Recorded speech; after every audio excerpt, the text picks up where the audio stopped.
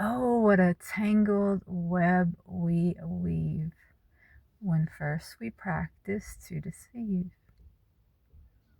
And we are all caught up in a very tangled web that we have all helped to weave through our participation in the system that is made up of arbitrary rules, laws, not that we shouldn't have any, but they're made up, they're arbitrary.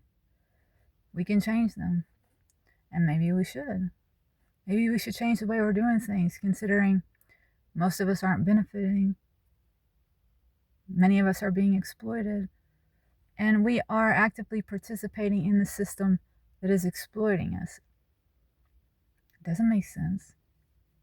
We've all been lied to and gaslit and taught to lie to one another and gaslight ourselves and one another. Ooh. Yeah.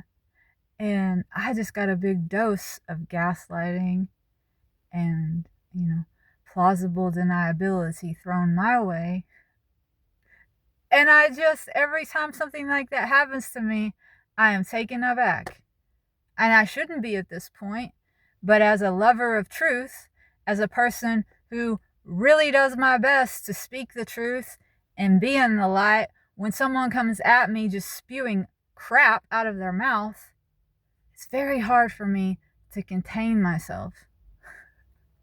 Because I believe we have a responsibility to call people out when they're lying to our faces, when they're spewing bile at you. Because that's wicked. And it's wicked not to call out wickedness. Because you're complicit if you don't call it out. I'm getting better and better at holding my temper, but I still feel anger. How dare you? How dare you insult my intelligence? How dare you come at me like that as a child of God? It's so degrading and insulting and disrespectful.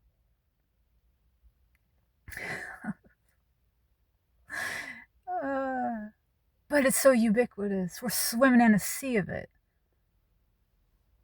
It's just the way things are done on average. Most of the time, most people are operating in a manipulative, slimy way because it's the way of this world.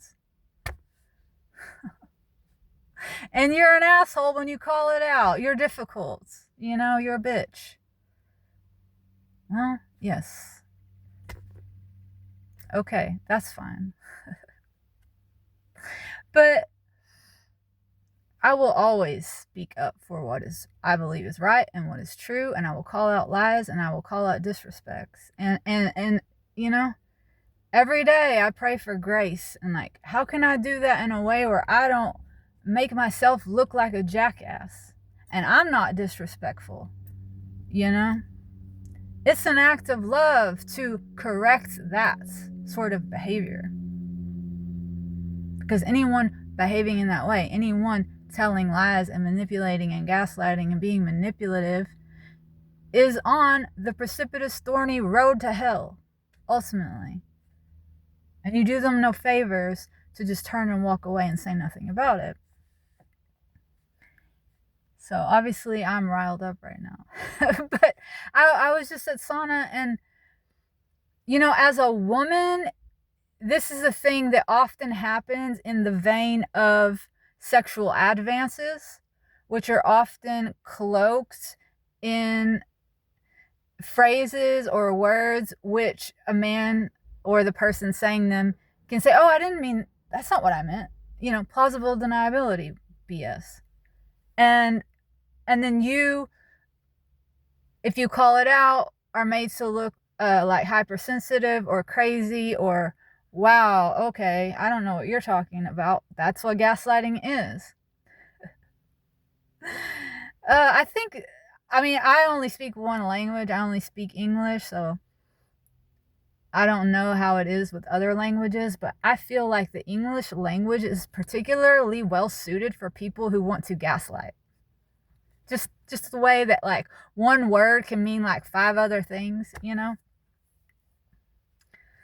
It's convenient for people who want to say, oh, I know it sounded this way, but I didn't mean it, you know? It's very convenient. But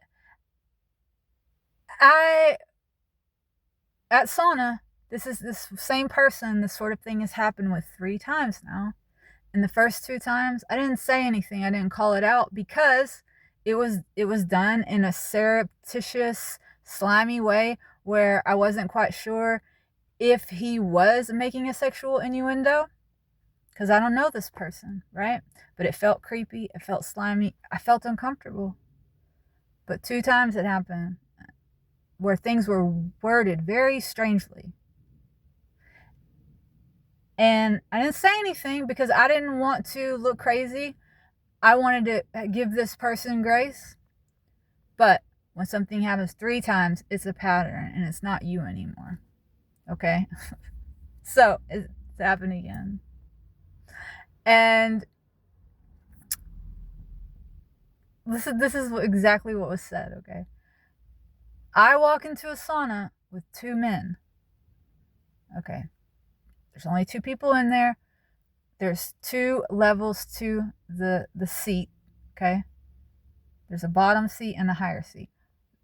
It's hotter up top, so you want to sit up top if you can get a top seat. So the 2 men, there's room for 3 people. They're sitting with a space between them. I politely ask, do you guys mind if I squeeze in there? You know, I didn't have to ask. What's a polite thing to do? Like, you know, respect people's personal space. And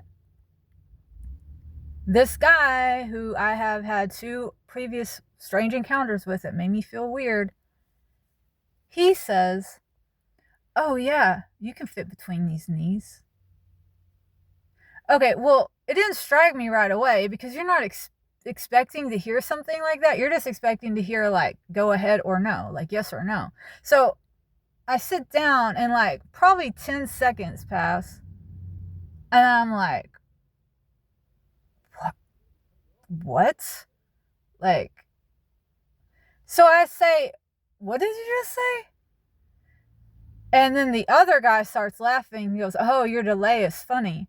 I said, yeah, well, that's a funny thing to say to a woman in a situation like that. Don't you think? Like, I wasn't quite expecting to hear something like that's an odd answer. And the guy who said it was like, oh, I was just saying, like, you know, between his knee and my knee, there's room for you. And I said, oh, okay, yeah, well, that's just an odd turn of phrase, you know, when someone's just asking, can I sit here? And so then the other guy gets up and leaves eventually, and I'm left sitting next to this guy. So I move over so that I have space. And he's over there just like, you know, like uncomfortable. Like he knows that he's out of line and he's said something that's made me uncomfortable enough that I, you know, called it out. I questioned it. And he's squirming. And I just say, you know, man, would you say that? Would you phrase that in such a way to a man? If a man came in here and asked you if they could sit here, would you say, yeah, there's plenty of room between these knees? And he's like, oh, well, you know, I realized after I said it that it sounded weird. And I said, yeah, because it is weird. It's really weird. And I said, so if I was a man, would you have said that? And he goes, oh, well, no, I know it was sounded weird. And I said, yes, because it was weird. It was creepy, in fact. And I said, this is the 3rd time that you have said something weird to me like this that has made me feel very uncomfortable around you. And then he says, oh, really? Well, what did I do? What did I say? And of course, I don't know specifically what he said, but that's the whole art of the deal, right? Is like, he's saying these things in a surreptitious way where he has plausible deniability. So I said, I don't have specific details for you. I'm just telling you, this is the 3rd time you've made me feel uncomfortable around you. I feel creeped out by you. And he's like, well, I didn't mean to that. I didn't mean to make you feel that way. And I said, okay. And and then he continued to stay in the space with me. And then finally he got up and he said, I'm going to give you your space. And I said, yeah, thank you. And then, when I went to leave, he was in the waiting room and I made a point to tell him, I said, listen, you see me here. Don't ever speak to me again and do not come into my personal space. Do you understand? And he didn't argue with me, Um, so I did handle it very matter of factly. I didn't raise my voice. I'm not even like terribly upset about it right now. I'm more annoyed. Just like, what in the world? You are a grown man. This man is in his 40s and you're talking to a woman this way. A child of God. Like, it's so gross. It's so disrespectful.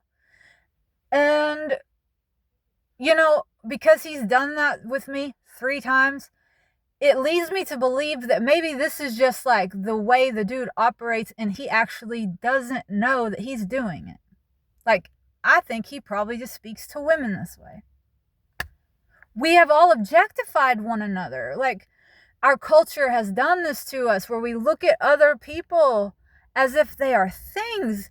Like, we literally window shop for people on dating apps.